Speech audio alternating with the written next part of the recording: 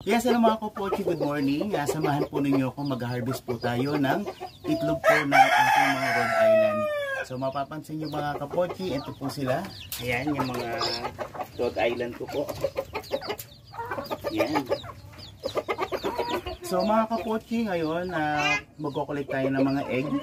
Actually, yung mga Rhode Island po kasi hindi po sila naglilimlim. So yun po yung way, no, na para mag-harvest po tayo. Talaga po, samahan niyo po ako.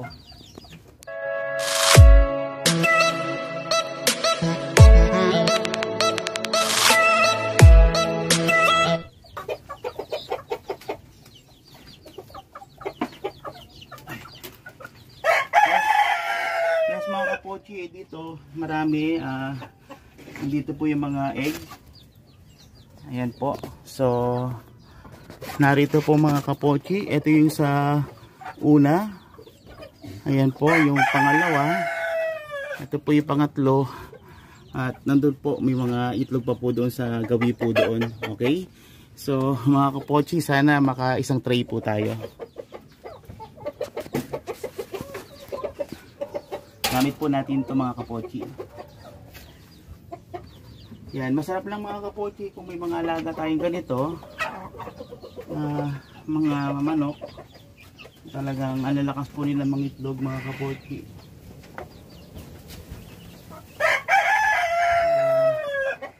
Sana maka-santray tayo.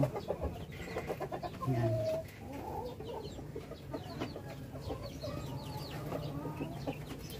Yan mga kapochi, sarap, no? Pagka morning, ganito yung ma-harvest mo.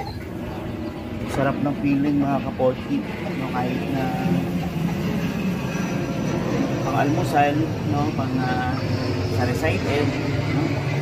Pang-fried, pwede po. Ayan mga kapochi, ayan, ang dami. Ayan, wow, mukhang makakaisang tray po tayo Ayan mga kapochi. Ayan, sakto. Ayan. So, nakaisang tray po tayo mga kapochi. Ayan, mga itlog po ng Rhode Island Red po natin. Okay? So mga kapochi, hanggang dito lang na yung ating video. Sana po magustuhan po ninyo guys, and share my videos, and don't forget to subscribe my channel. Bye bye mga kapochi. Wow.